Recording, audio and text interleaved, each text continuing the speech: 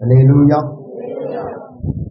மாலை ஆராதனைக்கு வந்திருக்கிற யாவரையும் ஆண்டவராகிய இயேசுவின் நாமத்தில் நான் வாழ்த்துகிறேன். ஆமென் சொல்லுவோமா? கர்த்தர் நல்லவர். தேவனால் பிறந்தவர்கள் என்ற தலைப்பிலே தொடர்ச்சியாக நாம் தியானிக்க போகிறோம். போன முறையில ஒரு 5 காரியங்களை குறித்து நாம் தியானித்தோம். அதாவது ஆவியினால் பிறந்தவர்கள் அப்படின்ற தலைப்பில் ஒரு ஆமென் சொல்லுவோமா? யோவான் 3:6 இயேசு சொன்னார், மாம்சத்தினால் பிறப்பது மாம்சமாய் இருக்கும், ஆவியினால் பிறப்பது ஆவியாய் இருக்கும் என்று. ஒருவன் ஆவியினால் பிறந்து விட்டால் முதலாவது பாவம் செய்ய மாட்டான் அப்படி என்று நாம் தியானித்தோம். இரண்டாவதாக, ஆவியினால பிறந்தவர்கள் தேவனுடைய வார்த்தையினாலே பிழைக்க விரும்புவார்கள். மூன்றாவது, மரணத்தை குறித்து கவலைப்படவே மாட்டார்கள். மரணத்தை ஒரு சவாலா அவங்க எப்பவுமே நினைப்பாங்க. நான்காவது, ஆவியினால் பிறந்தவர்கள் கிறிஸ்துவை. ஐந்தாவதாக, ஆவியினால பிறந்தவங்க அவங்க கர்த்தருடைய பாஷையை பேசிட்டு இருப்பாங்க. நம்ம பார்த்தோம். ஆமென் சொல்லுவோமா? அதனுடைய தொடர்ச்சியை இப்ப நம்ம தியானிப்போம். ஆவியினால பிறந்தவன் இயேசுவை போல வாழவும் நடக்கவும் விரும்புவார்கள். ஆவியினால பிறந்தவர்கள் இயேசுவை போல வாழவும் நடக்கவும் விரும்புவார்கள். 1 யோவான் 2ஆம் அதிகாரத்திலே 6வது வசனத்தை ஒருவர் வாசிக்க கேட்கிறோம். இயேசுவுக்குள் நிலைத்திருக்கிறேன் என்று சொல்லுகிறவன் அவர் நடந்தபடியே தானும் நடக்க வேண்டும். ஆமென் சொல்லுவோமா? நீங்க இயேசு கிறிஸ்துவினுடைய வாழ்க்கை வரலாறை சரியாய் நீங்கள் தியானித்து சொன்னால், அவர் எப்படி ஒரு ஊழியக்காரனாக பிதாவினுடைய சித்தத்தை நிறைவேற்றுகிற ஒரு சீடனாக பரலோக ராஜ்யத்தினுடைய செய்தியை கொண்டு வந்த ஒரு தீர்க்கதரிசியாக அவர் எப்படி இந்த பூமியிலே நடந்தார். புதிய ஏற்பாட்டிலே தெளிவாக கிறிஸ்துவினுடைய ஊழிய அனுபவங்களை எழுதி வைத்திருக்கிறார்கள். ஒரு ஆமென் சொல்லுவோமா? கிறிஸ்துவுக்குள் நிலைத்திருக்கிறேன் என்று சொல்லுகிறவன் அவர் நடந்தபடியே தானும் நடக்க வேண்டும். இயேசு கிறிஸ்து முதலாவதாக யோவான் 10ஆம் அதிகாரம் 30வது வசனத்தை நீங்கள் வாசிக்கும் போது ஒரு காரியத்தை அவர் திரும்ப திரும்ப ஊழிய செய்த அந்த நாட்களிலே ஜனங்கள் மத்தியிலே பேசியிருக்கிறார், சீஷர்கள் மத்தியிலே பேசியிருக்கிறார். வாசியுங்கள். நானும் பிதாவும் ஒன்றாய் இருக்கிறோம் என்றார். அல்லேலூயா. ஆவியினால பிறந்தவர்கள் இயேசுவை போல வாழவும் நடக்கவும் வேண்டும். அதற்கு பிலிப்பியர் 2ஆம் அதிகாரத்திலே 5வது வசனத்தை நீங்கள் வாசிக்கும் போது அப்போஸ்தலனாகிய பவுல் இயேசு கிறிஸ்துவில் இருந்த சிந்தையே உங்களிலும் இருக்க கடவது அப்படி என்று அவர் சொன்னார். அப்படியானால் நான் இயேசுவை போல வாழவும் நடக்கவும் விரும்பினால் மட்டும் போதாது, அவருடைய சிந்தையை எனக்குள்ளே நான் தியானம் செய்ய வேண்டும். எத்தனை பேருக்கு நான் சொல்றது விளங்குது? அல்லேலூயா. ஆண்டவருடைய சிந்தை எனக்குள்ளே வராமல் அவருடைய வேலையை என்னால் சரியா செய்யவே முடியாது. அதாவது அவருடைய அறிவும் என்னுடைய அறிவும் சரியா இணைந்து செயல்படும் போதுதான் அவர் என்ன செய்ய நினைக்கிறாரோ அதை என்னால செய்ய முடியும். ஆமென் சொல்லுவோமா? இன்றைக்கு ஊழியத்தை கர்த்தர் நம்மை நம்பி கொடுத்திருக்கிறார். இந்த ஊழியத்தை செய்வதற்கு இயேசுவை போல முதலாவது நாம் வாழவும் நடக்கவும் பழகி கொள்ள வேண்டும். இப்ப இயேசு என்ன சொல்றாரு? பிதாவும் நானும் ஒன்றா இருக்கிறோம். இதை நீங்க தியானிச்சு பாருங்க வீட்டுல போயிட்டு. ஏன் இப்படி சொல்றாரு? இயேசு கிறிஸ்துவுக்கு எல்லாத்தையும் செய்யக்கூடிய அதிகாரம் இருக்குது. அவர் ஒருத்தர்கிட்ட ஆலோசனை கேட்டு ஒரு விஷயத்தை செய்யணும்ட்டு கிடையவே கிடையாது. அவர் மூலமாய் சகலமும் உண்டாயிற்று, அவருக்கென்றே உண்டாயிற்று. ஒரு ஆமென் சொல்லுவோமா? வானத்திலும் பூமியிலும் சகல அதிகாரம் அவருக்கு கொடுக்கப்பட்டு இருக்கிறது. அவர் சொல்ல ஆகும், அவர் கட்டளையிட நிற்கும். இந்த இயற்கை மேலே ஆண்டவருக்கு அதிகாரம் உண்டு. ஆனால் ஊழியத்தை பொறுத்த வரையில் அவர் சுயமாய் பேச விரும்பாமல் பிதா என்ன கட்டளையிட்டாரோ அதை மட்டுமே செய்ய இங்க அவர் ஒப்பு கொடுத்திருந்தார். நல்லா கவனிக்கணும். ஊழியன்றது நாம திட்டமிட்டு செய்யறது கிடையாது, அவர் விதித்த கட்டளையின்படி நடக்கிறது. இது ஆண்டவருடைய லா அண்ட் ஆர்டர், இது அவருடைய சட்டம், இது அவருடைய திட்டம், இது அவருடைய கட்டளை. அல்லேலூயா. ஆண்டவரே, நான் எப்படி ஊழியம் செய்யணும்ட்டு நீங்க முதலாவது தேவ சமூகத்திலே ஆலோசனையை பெற வேண்டும். ஆலோசனை இல்லைன்னா அந்த இடத்திலே தவறான ஊழியத்தை செய்து விடுவோம். அல்லேலூயா. ஏன்னா ஊழியம் நம்முடைய அறிவை கொண்டோ நம்முடைய திறமையை கொண்டோ செய்து முடிக்கிற விஷயம் இல்லை. முழுக்க முழுக்க அவருடைய ஆவியின் உதவியோடு செய்து முடிக்க வேண்டிய ஒரு உன்னதமான பணி. நான் 4 பேருக்கு சத்தியத்தை சொல்றதுனால அவன் ரட்சிக்கப்பட மாட்டான். அல்லேலூயா. நான் பேசினா ரட்சிக்கப்பட மாட்டான். எனக்குள் இருந்து இயேசு பேசும்போது ரட்சிக்கப்படுவான். ஏன்னா எனக்கு எந்த சக்தியும் கிடையாது, எனக்கு எந்த வல்லமையும் கிடையாது. ஆனா எனக்குள்ளே வாழ்ந்து கொண்டிருக்கிறவருக்கு சகலமும் உண்டு. அல்லேலூயா. சோ அவர் பேசும்போதுதான் ஒரு ஆத்மா மனம் திரும்புமே தவிர நாம் பேசினா எதுவுமே நடக்காது. இதை நாம ஊழியத்துல புரிஞ்சிக்க வேண்டிய ஒரு உன்னதமான ஒரு விஷயம். அவருக்குள் நிலைத்திருக்கிறேன் என்று சொல்லுகிறவன் அவர் நடந்தபடியே தானும் நடக்க வேண்டும். அப்படியானா இயேசு கிறிஸ்துவையும் நம்மையும் ஒப்பிட்டு பார்க்கணும் எல்லா விஷயத்திலும். இப்போ ஆண்டவருக்கு எல்லாத்திலையும் தாழ்மையா போறக்கூடிய ஒரு குணாதிசயம் இருக்கு. ஆனா நமக்கு பிடிக்காத விஷயத்தை சகிக்கக்கூடிய மனசு கூட இல்ல, உடனே கோபப்படுவோம். அப்படிதானே? உடனே கோபப்படுவோம். ஒரு விஷயத்தை பொறுத்து போகக்கூடிய மனசு அவருக்கு, எதையுமே பொறுக்க மனமில்லாம தவிக்கிற மனசு எனக்கு. சோ இந்த ஊழியத்தை பொறுத்தவரை இயேசு கிறிஸ்து எல்லாம் முடிந்தது என்று பெருமூச்சு விட்டு தன் ஆவியை ஒப்பு கொடுத்தார். அப்படின்னா எல்லாத்தையும் பிதாவினுடைய சித்தத்தின்படி செய்து முடித்த ஒரு பெருமை அவருக்கு இருக்கு. அல்லேலூயா. அந்த பெருமூச்சு அவர் விட்டார். இன்னைக்கு நம்மிடத்துல கொடுக்கப்பட்டதான இந்த ஊழியத்தை செய்ய வேண்டும் என்று சொன்னால் அவர் நடந்தபடியே நானும் நடக்க பழகி கொள்ள வேண்டும். அப்படியானால் இயேசு கிறிஸ்து பிதாவோடு கூட ஒரு ஐக்கியமா இருந்தார். பக்கத்துல சொல்லுங்க, நீங்க யாரு கூட ஐக்கியமா இருக்கிறீங்களோ, எந்த விஷயத்துல நீங்க ஐக்கியமா இருக்கிறீங்களோ அதை தான் நீங்க திரும்ப திரும்ப செய்வீங்க. சில பேருக்கு நல்ல குடும்பத்தை நடத்தினா ஒரு சந்தோஷம், அதுல ஐக்கியமா இருப்பாங்க, ஹஸ்பண்டு பிள்ளைங்க, அப்படி ஒரு அட்டாச்மெண்ட்ல இருப்பாங்க. சில பேர் வேலை விஷயத்துல ரொம்ப ஐக்கியமா இருப்பாங்க, சின்சியரா இருப்பாங்க. அதுதான் அவங்களுடைய அறிவு. எனக்கு கொடுத்த வேலையை நான் ஒழுங்கா செய்யணுங்க. அதுல எதுக்காக அவங்களுடைய அறிவை அவங்க வளர்த்திருக்கிறாங்களோ அந்த இடத்துல அவங்க இருப்பாங்க, அதை செய்துக்கிட்டு இருப்பாங்க. சோ இயேசு கிறிஸ்துவினுடைய அறிவை நீங்க தியானிச்சு பாருங்க. முழுக்க முழுக்க பிதாவினுடைய சித்தத்தை செய்யறது தான் போஜனன்னு பேசுறாரு. நான் பிதாவினுடைய சித்தத்தை செய்யவே வானத்திலிருந்து அனுப்பப்பட்டேன் அப்படின்னு சொன்னார். இதற்காகவே வந்திருக்கிறேன். கிராமங்கள் தோறும் பட்டணங்கள் தோறும் பரம ராஜ்யத்தை குறித்து பிரசங்கிக்கவே நான் பிதாவினால் அனுப்பப்பட்டேன்னு பேசுறாரு. எப்பவுமே நான் ஏன் வந்தேன் என்ற விஷயத்தை பேசுறாரு தவிர அவரை பத்தி எங்குமே பேசல. ஒரு ஆமென் சொல்லுவோமா? அவர் நினைச்சா எல்லாம் நடக்கும்.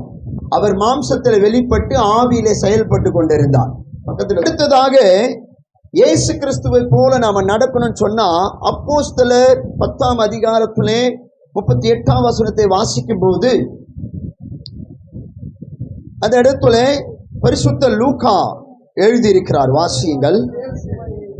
நசரனாகிய இயேசுவை தேவன் பரிசுத்த ஆவியினாலும் வல்லமையினாலும் ஆவியினாலே பிறந்திருக்கிற ஒரு மனுஷன், கவனிங்க, பரிசுத்த ஆவியினாலும் வல்லமையினாலும் அபிஷேகம் பண்ணப்பட்டிருக்க வேண்டும். ஆவியினால பிறந்த ஒரு மனுஷனுடைய அடையாளம் அது, அதுதான் அஸ்திபாரம். பரிசுத்த ஆவியினாலும் வல்லமையினாலும் அபிஷேகம் பண்ணப்பட்டு இருப்பார்கள். நீங்க செக் பண்ணி பாருங்க வீட்டில் போயிட்டு, இல்லை உங்க ஜெப நேரத்தில் அதை நீங்க தியானிச்சு பாருங்க. பரிசுத்த ஆவியினுடைய வல்லமை அபிஷேகம் உங்களுக்குள்ள இருக்கா, இல்ல அப்படி இருக்குதுன்ற ஒரு ஏதோ ஒரு கற்பனையில நீங்க இருக்கிறீங்களா?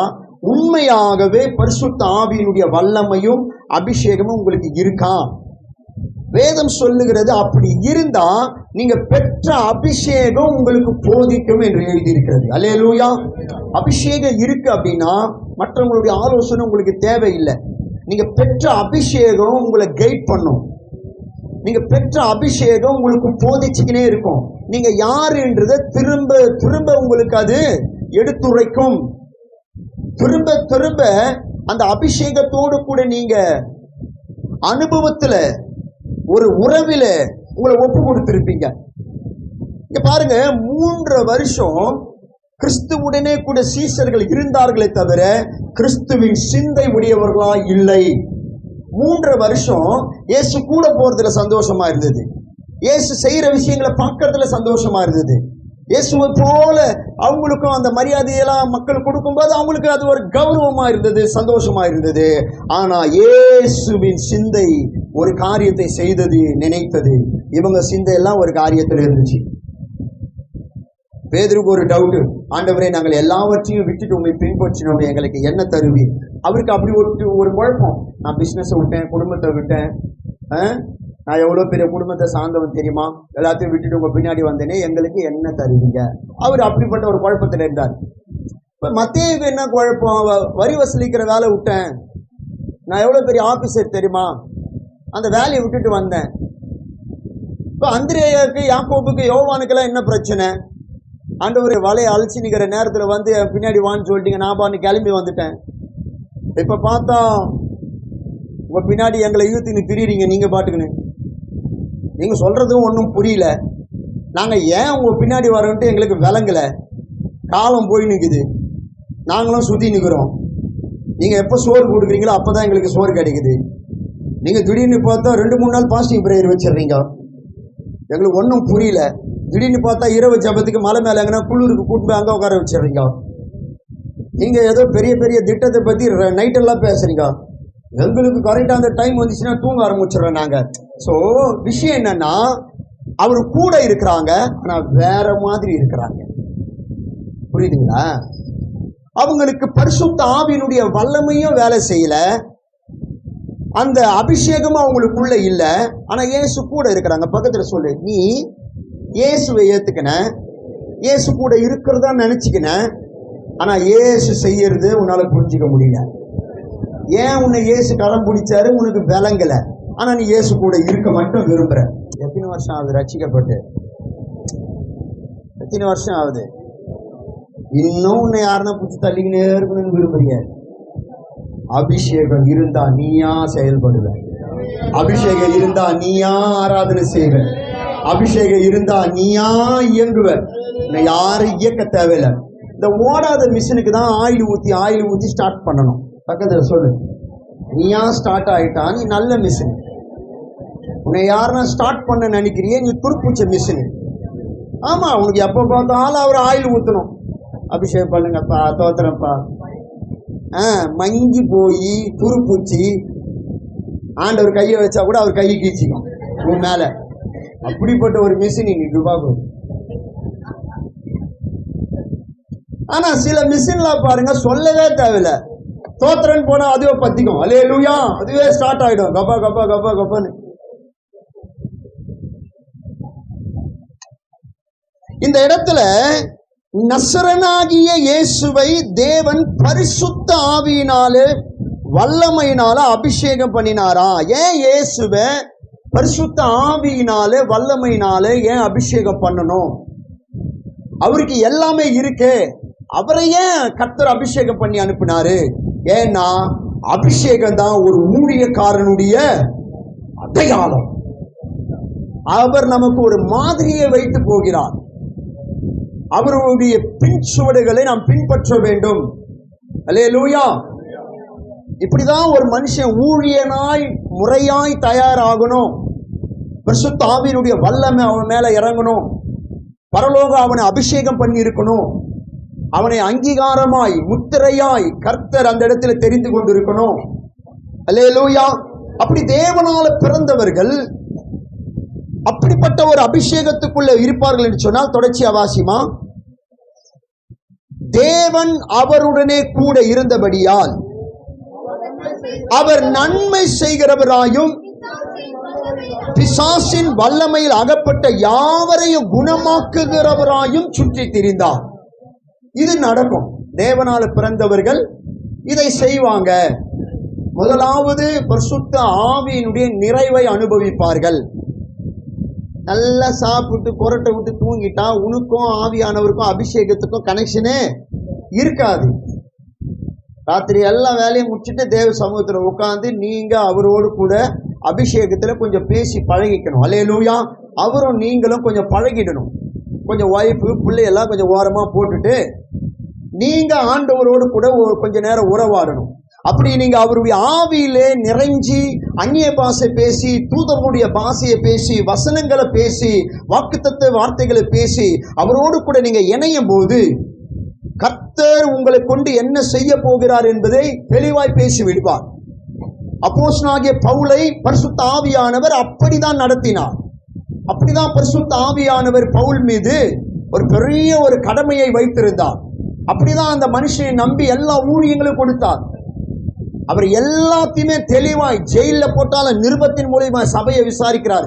வெளியே வந்தா கல்லடியோ சொல்லடியோ எது வந்தாலும் கிறிஸ்துவினுடைய உயிர்த்தெழுதலை குறித்து, கிறிஸ்துவினுடைய வருகையை குறித்து அந்த மனுஷன் பேசுறது நிறுத்தவே இல்லை. அல்லேலூயா. ரத்தம் சிந்தனாலும் சரி, உயிரே போனாலும் சரி, கடைசி மூச்சு இருக்கிற வரைக்கும் கிறிஸ்துவினுடைய சித்தத்தை நிறைவேற்றினார். கவனியுங்கள், இந்த இடத்திலே தேவனால பிறந்தவர்கள் நன்மை செய்கிறவர்களாய் சுற்றி திரிவார்கள். கர்த்தர் நமக்கு காசு கொடுக்கிறதுக்கு காரணமே நாம தரித்திரர்களை விசாரிப்போம், நன்மை செய்வோன்றதுக்காக தான். அல்லேலூயா. ஒரு துன்மார்க்கனுடைய கையில இருக்கிற பணத்துக்கும் ஒரு நீதிமானுடைய கையில வர பணத்துக்கும் வித்தியாசம் இருக்கு. அல்லேலூயா. நாமெல்லாம் விதைப்பதற்காகவே கர்த்தரால தெரிந்து கொள்ளப்பட்டவர்கள். ஆமென் சொல்லுங்க. உங்க கையில என்ன இருக்கோ கர்த்தர் உங்க முன்னாடி ஒரு தரித்திரனை காட்டினா முகம் கோணாம அவனுக்கு கொடுங்க. திரும்ப வாங்கணுன்ற எண்ணத்துல இல்ல, கர்த்தர் கொடுத்தத கர்த்தருடைய மக்களுக்கு கொடுங்க. இயேசு நன்மை செய்கிறவராய் சுற்றி திரிந்தார். அவரிடத்தில் வருகிறவர்களை அவர் புறம்பே தள்ளவில்லை, அவர்களை விசாரித்தார். தேவனுடைய வல்லமையை கொண்டு அவர்களுடைய வியாதிகளை குணமாக்கினார். பிசாசின் கட்டில் இருக்கிறவர்களை கட்டவிழ்த்தார். கர்த்தருடைய வார்த்தையை சொல்லி அவர்களை ஆறுதல் படுத்தினார், தேற்றினார். வாழ்க்கையே வேணாம் என்று அவருக்கு முன்னாடி வந்தவங்களெல்லாம் வாழ வச்சு அழகு பார்த்தார். அல்லேலூயா. வேதம் சொல்லுகிறது போல அவர் யாவரையும் குணமாக்குகிறவராய் சுற்றி திரிந்தார். தேவனால பிறந்தவங்க இதை செய்வாங்க. ஒரு ஆமேன் சொல்லுவோமா? அல்லேலூயா. ஆறாவது, ஆவியினால பிறந்தவர்கள் சரீரத்திற்காக கவலைப்பட மாட்டார்கள். சரீரத்துக்காக இந்த உடம்பை நம்ம எப்படியெல்லாம் சந்தோஷப்படுத்தலாம். அல்லேலூயா. இந்த உடம்பை எப்படியெல்லாம் நம்ம நல்லா சுகமா வச்சுக்கலாம், இந்த உடம்புக்கு எவ்வளவு நாம சில காரியங்களை செய்து கொடுக்கலான்ட்டு தேவனால பிறந்தவங்க யோசிக்க மாட்டாங்க. ஏன்னா இயேசு கிறிஸ்து மத்தேயு 6ஆம் அதிகாரம் 31, 32, 34 ஆகிய வசனங்களை நீங்கள் வாசித்து பாருங்கள். ஆகையால் எண்ணத்தை உண்போம், எண்ணத்தை குடிப்போம், எண்ணத்தை உடுப்போம் என்று கவலைப்படாதிருங்கள்.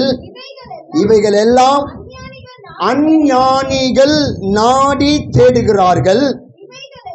இவைகளெல்லாம் ஆவியினால பிறந்த உங்களுக்கு வேண்டியவைகள் என்று உங்கள் பரமபிதா அறிந்திருக்கிறார். அல்லேலூயா. கவனிங்க, இதுக்கு பின்புலமாய் இருக்கிற காரியங்களை நான் சொல்றேன். எண்ணத்தை உண்போம். இன்னைக்கு உலகத்துல எதை சாப்பிடலாம் அப்படின்ற ஒரு விஷயத்துல மனுஷன் பயங்கர அடிக்ட் ஆயிருக்கிறான். அல்லேலூயா.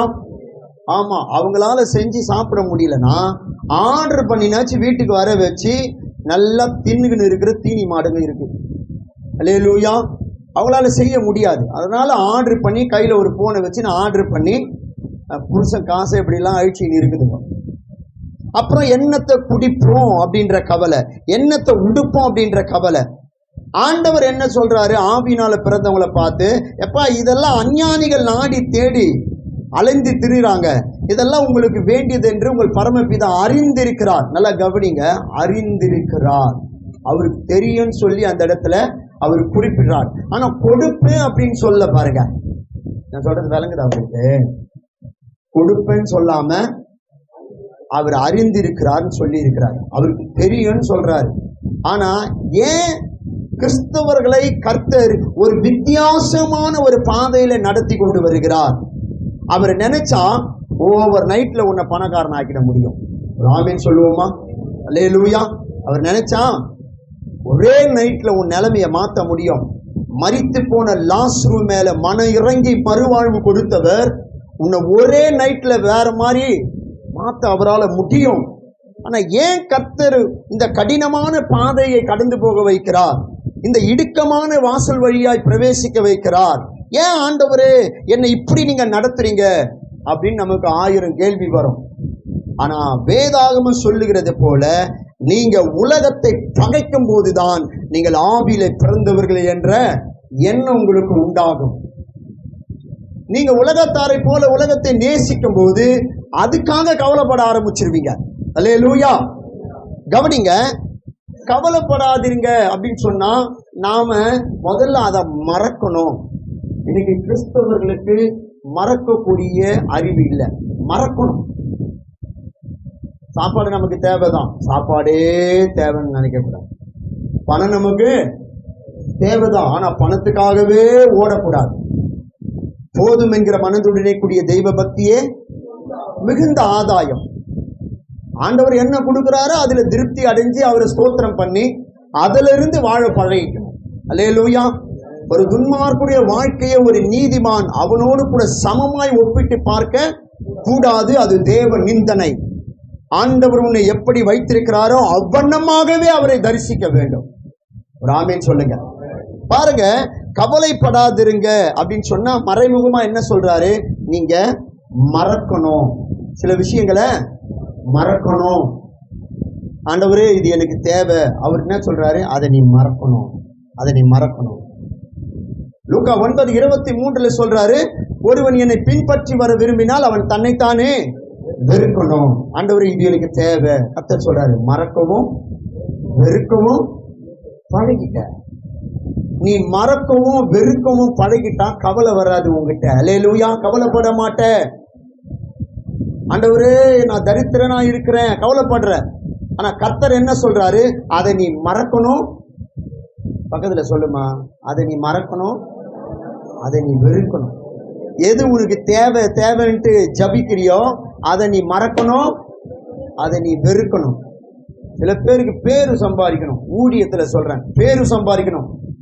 ஐயா ஐயா ஐயா ஐயான்னு சொல்லணும் எல்லாருமே. அப்பதான் அவருக்கு வாழ்ந்த மாதிரியே இருக்கும். அவர் வந்தாருனாக்கா ஓடி போய் பேக் வாங்கணும், அவர் வண்டியை துடைக்கணும், அவர் ஒரு ஸ்டெப்புக்கு இன்னொரு ஸ்டெப்பு எடுத்து வச்சா காலை பிடிச்சிட்டு வைக்கணும். ஒன்னும் என்னெல்லாம் பண்ண சொல்லி அக்கிரமம் பண்ணுவானுங்களோ தெரியல. ஆமா, இப்பவே அநியாயம் பண்ண ஸ்டார்ட் பண்ணிட்டானுங்க. சபை உள்ளே நடக்குது. ஏசு இல்ல சர்ச்சில், ஏசு இருக்கிறாருன்னு சொல்லி இவனுங்க கடவுள் மாதிரி பண்றாங்க.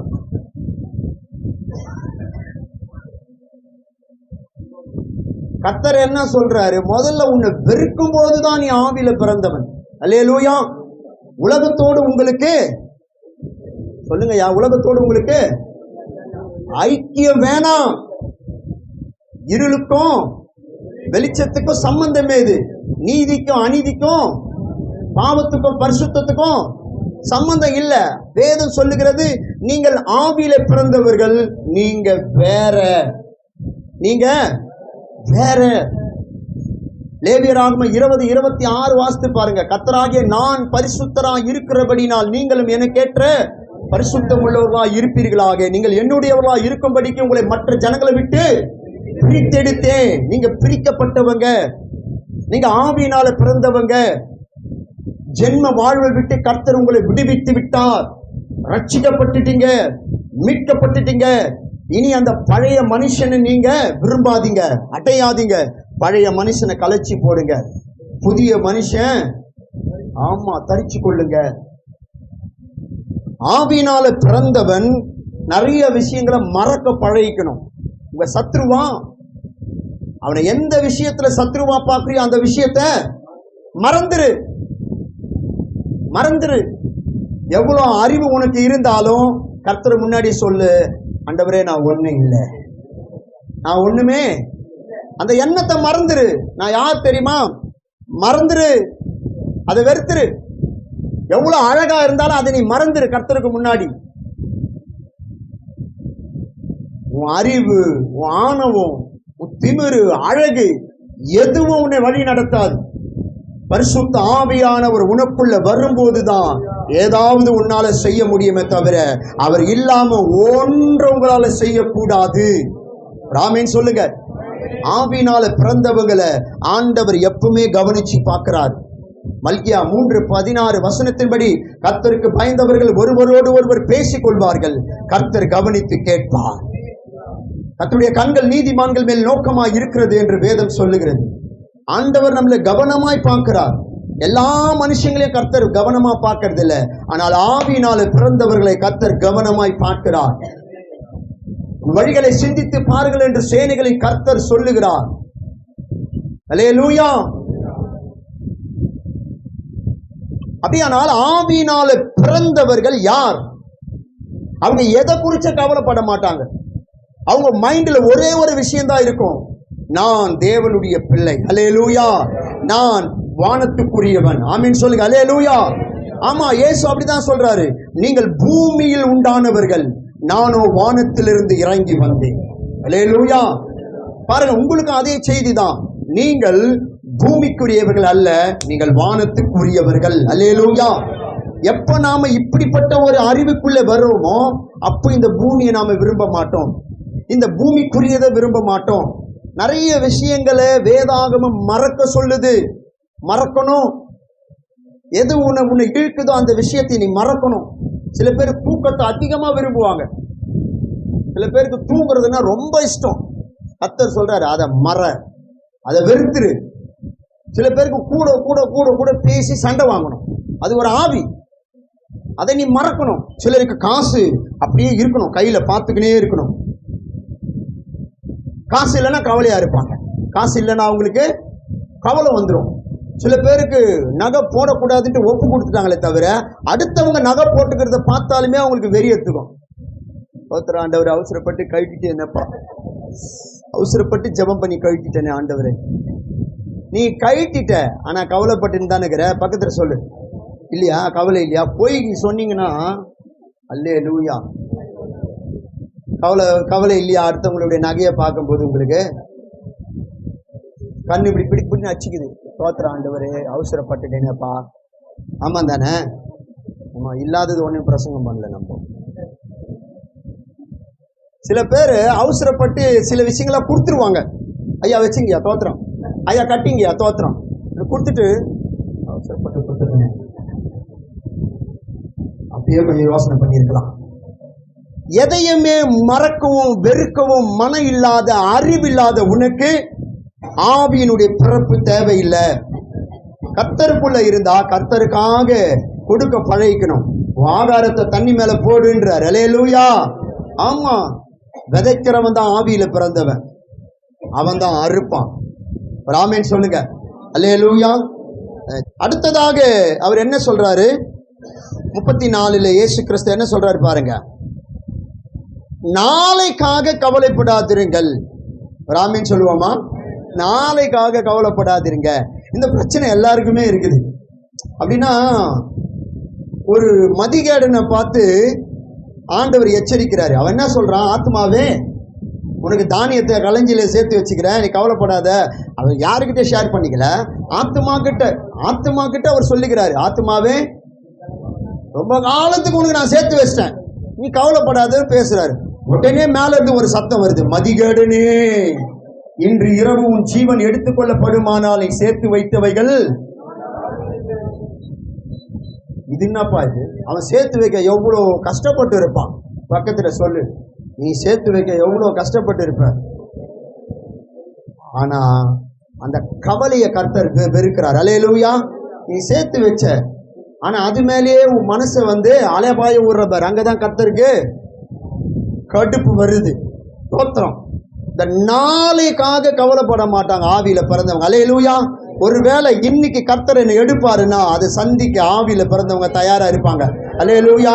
நாளைக்கு எனக்கு வீடு வேணும், நாளைக்கு நான் கல்யாணம் பண்ணணும், நாளைக்கு நான் என் ஒய்ஃபு கூட சுத்தணும், நாளைக்கு நான் பணம் சேர்க்கணும், அது சேர்க்கணும். இதெல்லாம் ஆவியில பிறந்தவங்க கவலைப்பட மாட்டாங்க. இன்னைக்கு கர்த்தர் என்ன சுகமா வச்சுக்கிறாரா? சோத்திரம். அல்லேலூயா. இந்த நாளுக்காக கர்த்தருக்கு நான் நன்றி சொல்றேன். நாளை என்பது ஒரு கனவு. அல்லேலூயா. அது கர்த்தருக்கு மட்டுமே தெரிந்த ஒரு ரகசியம். ஏன்னா நாளை என்பது தன்னுடையவளுக்காக அது கவலைப்படும். ஒரு சூரியோதயம் நாளை உண்டாவது என்று சொன்னால் அது தேவன் சொன்னாதான் அது வெளியே வரும். இல்லைன்னா அடங்கினபடியே. அல்லேலூயா. சோ ஆவியில பிறந்தவங்களுடைய வேலை என்ன? தேவன் இந்த உலகத்தை எதிர்க்க சொன்னாரு, வெறுக்க சொன்னாரு, அதை தான் செய்யணும் நம்ம தினைக்கும். ஒரு ஆமென் சொல்லுவோமா? எதெல்லாம் கர்த்தர் உங்களை விட சொல்றாரோ அதை விடுறதுக்கு பழகிங்க. உதாரணத்துக்கு நீங்க டிவி பார்க்காதீங்க, அது உங்க ஆவியை கெடுக்குதுன்னா பார்க்காதீங்க. அதை மறக்கவும் அதை வெறுக்கவும் பழகிக்குங்க. அல்லேலூயா. ஆகாத சம்பாஷணைகள் நல் ஒழுக்கத்தை கெடுக்கும் என்று பவுல் சொன்னார். தேவையில்லாம பேசுறத பரலோகம் விரும்பலைன்னா பேசாதீங்க. புத்தி உள்ள ஸ்திரீ தன் வீட்டை கட்டுகிறாள், புத்தி இல்லாதவளோ கட்டினதையே இடிச்சிருவாங்களாம். சோ ரெண்டுத்தையுமே அவங்க தான் செய்யறாங்க. வீட்டுக்குள்ள உட்காந்துக்கணும். ஒரு ஆமீன் சொல்லுவோமா? ரெண்டுத்தையுமே செய்யக்கூடிய சக்திக்கு இதுமா உனக்கு. செவத்துல சாஞ்சி நிக்கிற உனக்கு தான். ஆமா, உங்களுக்கு பாருங்க எவ்வளவு பெரிய ஒரு வல்லமையை கொடுத்துக்கிறாரு. வேதம் அவங்களை குறிச்சு பலவீனம்னு சொல்லுது. நீங்க பலவீனமா நீங்க நினைச்சா ஒரு குடும்பத்தை கட்டுவீங்க, கட்டின குடும்பத்தையும் இடிச்சிட்டு வந்துருவீங்களாம். பயங்கரமான ஒரு ஆளுங்க நீங்க. உங்ககிட்ட பிரசங்கம் பண்றதே ஜாக்கிரதையா தான் இருக்கணும். பிரைஸ் எல்லாம். இயேசுவே உங்ககிட்ட ஜாக்கிரதையா தான் பேசி நிற்கிறார். ரொம்ப வருஷமா தெரியுதா உங்களுக்கு? ஆம்பளைங்களெல்லாம் கண்ணாப்படின்னு திட்டி வைப்பாரு. ஆனா லேடிஸ் கிட்ட பேசும்போது கொஞ்சம் ஜாக்கிரதையா பேசுறாரு. ஏன்னா நீங்க பயங்கரமான பாம்பு. ஆமா, அப்படியே நீங்க நினைச்சா ஒரு குடும்பத்தை அப்படியே ஜோதிமயமா ஆக்கிடுவீங்க. அதே நீங்க மாத்தி நினைச்சீங்கன்னாக்கா ஜோதிக்கு இதுல பிச்சுக்கின்னு போயிடும். ஒரு அம்மா வயிற்றுல வாயில அடிச்சுக்கின்னு அழுவுது தெரியுமா? நானும் என் பிள்ளைங்களும் எங்கேயோ தோத்திரம் பண்ணிக்கின்னு ஒழுங்கா இருந்தேன்ப்பா. என் மூத்த பையனை கல்யாணம் பண்ணி ஒரு புண்ணியவதியை உள்ள கூப்பிட்டு வந்தேன். அது உள்ள வந்துச்சு, எங்களெல்லாம் வெளியே துரத்தி விட்டுச்சு. அதான் சொல்றேனே, நீங்க அவ்வளோ பெரிய பயங்கரமான ஒரு ஆயுதம். அமைதியா இருக்கிற வரைக்கும் தான் நீங்க தீபம் மாறி. அதே நீங்க மாத்தி நினைச்சீங்கன்னாக்கா உலா மாதிரி ஒரு பயங்கரமான பாம்பு எங்கேயும் கண்டுபிடிக்க மாட்டாங்க. உள்ள உக்காண்டிங்கன்னே வெடிப்பீங்க. என்ன பாம்போ. ஆனா ரொம்ப பயங்கரமானவங்க பெண்கள். அதை நான் வேதத்துல படிச்சு புரிஞ்சுக்கினேன், பார்த்து புரிஞ்சுக்கினேன். சோ வேதாகம சொல்லுகிறது போல ஆவியினால பிறந்துட்டீங்க அப்படின்னு சொன்னா நீங்க நிறைய விஷயத்தை குறித்து கவலைப்படுறத முதல்ல ஸ்டாப் பண்ணுங்க. அவர் என்ன செய்யணும்ட்டு உங்களுக்கு பேசுறாரோ அதை செஞ்சுக்கினே வாங்க.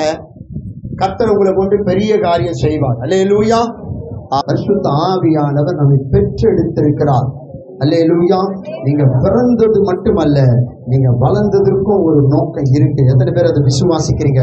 அல்லேலூயா, அல்லேலூயா. எல்லாரும் வாய்களை திறந்து சொல்லுங்க. ஆண்டவரே, இன்றைக்கு நீ பேசின அந்த வார்த்தையின்படி நான் யாரு, என்ன செய்வதற்காக அபிஷேகம் பண்ணப்பட்டிருக்கிறேன், என்ன செய்ய நான் தவறிட்டேன், என்னுடைய காலத்துக்குள்ள நான் எதை மறக்கணும், எதை வெறுக்கணும்.